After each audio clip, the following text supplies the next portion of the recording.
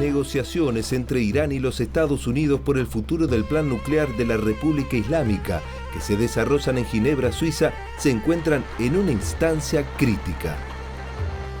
Washington completó el mayor despliegue militar en Medio Oriente desde la invasión a Irak en 2003, que incluye 2 portaaviones con sus correspondientes grupos de ataque, submarinos nucleares y decenas de aviones de combate distribuidos en las bases que tiene en la región. Una acumulación de fuerzas listas para entrar en acción si el presidente Donald Trump decide lanzar un ataque en conjunto con Israel a menos de un año de la intensa guerra aérea de 12 días que los 3 países libraron en junio de 2025. En aquel momento, bombarderos furtivos B-2 estadounidenses lanzaron al menos una docena de bombas rompebúnkers contra 3 instalaciones nucleares iraníes en Fordow, Natanz e Isfahan. Trump declaró entonces que los ataques habían destruido por completo las plantas, pero diversos expertos apuntaron que, dado el nivel de fortificación de las mismas, el bombardeo solo había deteriorado las capacidades nucleares iraníes, pero no las había eliminado del todo. After Midnight Hammer, they were warned to make no future attempts to rebuild their weapons program, and in particular, nuclear weapons. Yet they continue, starting it all over. We wiped it out and they want to start all over again. And are at this moment again pursuing their sinister ambitions. We are in negotiations with them. Algo que las actuales negociaciones terminaron confirmando. El enviado especial de la Casa Blanca, Steve Witkoff, y el yerno del mandatario estadounidense, Jared Kushner, encabezan el último intento de resolver las diferencias entre los 2 países por la vía diplomática, y el punto central de las discusiones gira en torno al grado de enriquecimiento de uranio que se permitirá a los iraníes, en torno al 5%, lo que evitaría que Teherán pueda acumular material nuclear para construir un arma atómica. Las demandas estadounidenses fueron cambiando. Hace algunas semanas incluían 3 puntos: la renuncia de Irán a su programa nuclear, la desactivación de su producción de misiles balísticos y de crucero, y el cese del apoyo a actores regionales armados como los hutíes en Yemen y Hezbollah en el Líbano. Pero en Ginebra, los iraníes se sorprendieron al comprobar que Witkoff y Kushner parecían dispuestos a concederles una salida: el derecho simbólico de Irán al enriquecimiento de uranio con fines civiles. So if Iran agrees to continuous suspension of uranium enrichment, which is fact on the ground, followed by maybe a much more limited enrichment program that the IAEA would determine is not prone to proliferation and to weaponization, then that would be the basis for an agreement. A cambio, los iraníes esperan que se levante el extenso paquete de sanciones económicas que está asfixiando su economía, algo que los enviados de Washington por el momento no ofrecieron. در این چندین ساعت طولانی و بسیار فشرده پیشرفت خوبی رو داشتیم و خیلی جدی وارد عناصر یک توافق شدیم، هم در حوزه هسته‌ای و هم در حوزه تحریم‌ها و راجع بعضی از مسائل تفاهم الان خیلی نزدیک شده، بعضی از مسائل طبیعی هست اختلاف نظر داریم. Por el contrario, el Departamento del Tesoro impuso esta semana nuevas sanciones a individuos y entidades iraníes enfocadas en golpear los medios alternativos usados por Teherán para comercializar su petróleo. No está claro, de todos modos, si Trump terminará aceptando lo que sus propios enviados están poniendo sobre la mesa de negociaciones. En caso de hacerlo, el acuerdo que podría firmarse sería bastante parecido al que Barack Obama selló en 2015 y al que Trump renunció en su primera presidencia: un enriquecimiento de uranio muy limitado y controlado por la Agencia Internacional de Energía Atómica, y el almacenamiento del material nuclear fuera de territorio iraní. El mensaje es que no es imposible llegar a un acuerdo que evite más destrucción, más muertes, más inestabilidad en la región. Eso no es imposible. Tenemos los elementos sobre la mesa para llegar a ese acuerdo. Por lo tanto, lo que nosotros estamos intentando manifestar y convencer a los participantes de esa negociación de que es posible llegar a donde ellos quieren llegar, que es que no haya armas nucleares en Irán, por otra vía que la vía de la violencia. A pesar de la enorme capacidad militar de Estados Unidos, una guerra con Irán, un país de más de 90 millones de habitantes y con un amplio arsenal de misiles de largo alcance que pueden cegar a Israel, así como a las bases y barcos norteamericanos en la región, no está exenta de riesgos para Washington. Algo sobre lo que el jefe del Estado Mayor Conjunto, Dan Kane, advirtió a Trump. Look, I think the costs of failure are now very clear to all sides. Everybody understands that although there is a military option, there is no military solution to this dilemma. And therefore, a diplomatic option is less costly and more sustainable. Es que el régimen iraní, asediado por protestas que no cesan y ahora protagonizan las universidades, parecen estar evaluando que le conviene más intentar sobrevivir a una guerra con Estados Unidos que capitular a las presiones. Una coyuntura peligrosa que, si se cierra la vía diplomática, podría extender el conflicto a toda la región.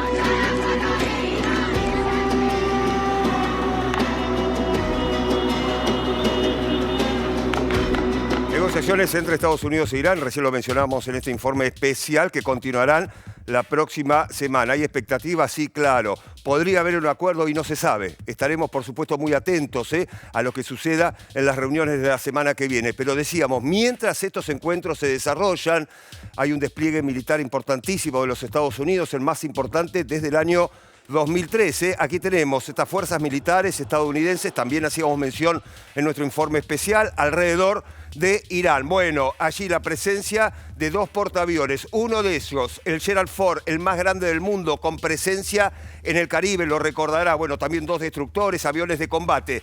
Nos venimos un poquito más abajo, el otro portaaviones, el Lincoln, con su grupo de ataque, un grupo de 5 barcos de combate, también como parte de esta ofensiva militar estadounidense alrededor de Irán. Bueno, así están las cosas en Irán, así la decisión tomada por el presidente Donald Trump. Tenemos un invitado para estar desarrollando ya mismo este tema. Esta es su ficha. A ver.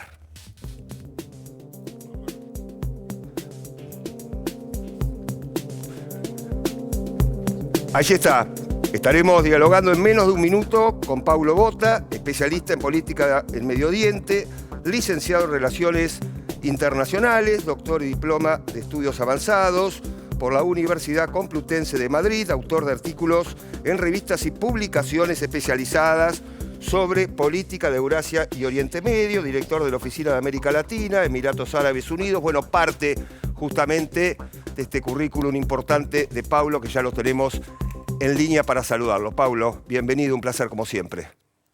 Hola, ¿cómo estás? Muchas gracias por llamarme. Por favor. Bueno, allí teníamos un informe especial, estamos describiendo un poco lo que sucede con las reuniones. Ese es un capítulo, y el despliegue militar estadounidense cerca de Irán, otro capítulo en esta historia, que no sabemos cómo termina.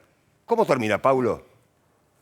Nadie exactamente lo sabe. Lo que podemos hacer los analistas es tratar de entender cuál es la lógica y cuál es la estructura. Con respecto al despliegue militar que se mencionaba, por supuesto, es enorme, es muy grande. No se veía, hacía por lo menos 20 años que no veíamos en la región de Medio Oriente un despliegue militar de esas características. Ahora bien, es un despliegue militar que tiene algunas características especiales. En primer lugar, por lo que sabemos, por lo que muestran los medios especializados, no se están desplegando tropas. Eso nos indica que no se estaría pensando, que lo cual es muy lógico, por cierto, en un despliegue de soldados sobre el terreno. Y por otra parte hay una cuestión importante, y es ¿por qué quiere Estados Unidos desplegar tanta cantidad de medios? Lo que nos puede decir tal vez un primer acercamiento es lo que quieren demostrar es que realmente quieren llegar a un acuerdo diplomático, pero ¿sí? Se mantienen el derecho de tener las espadas cerca, como ese juego de palabras que se hace en inglés, ¿no? Se dice las palabras sin espadas son solo palabras, ¿no? Por lo tanto quieren tener las espadas cerca para mostrar que realmente van en serio. Ahora bien, pensemos del otro lado.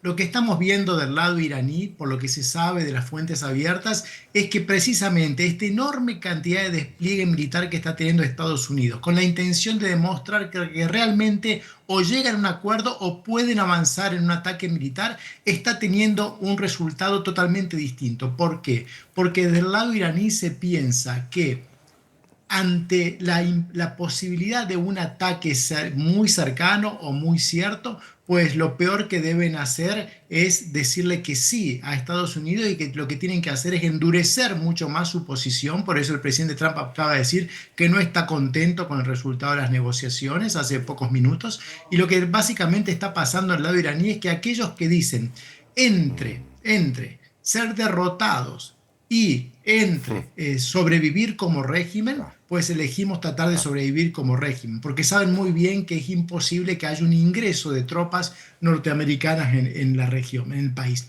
Por lo tanto, creo que es claro el despliegue militar, pero genera muchos problemas, incluyendo, yo diría, un problema no deseado, que es la imposibilidad que puede tener algunos sectores de Irán por aceptar una salida negociada. Vamos a ver qué sucede, porque Irán no es una sociedad ni un sistema decisorio que sea, digamos, monolítico. Hay muchas visiones, pero precisamente lo que es preocupante es que los sectores menos dispuestos a negociar cada vez tienen más poder. Esperemos que realmente prime la visión a largo plazo y no solamente la visión de estos sectores que piensan en mantener el poder sin importar el costo. Paulo, buenas tardes. Bueno, a ver, se habló mucho de estas negociaciones, sobre todo de la parte diplomática. Parece que es muy difícil llegar a un acuerdo, ¿no? Digo, porque lo que pide cada uno es muy distinto. Estados Unidos no quiere que Irán no solamente de programa nuclear, pero sino también está hablando de misiles, que no enriquezcan uranio enriquecido, valga la redundancia, y por el otro lado Irán dice, para nosotros esto es innegociable, ¿no? Entonces parece muy difícil encontrar un punto de acuerdo. ¿Vos lo ves posible? En realidad es que la primera discusión tiene que ver con exactamente qué es lo que se está negociando.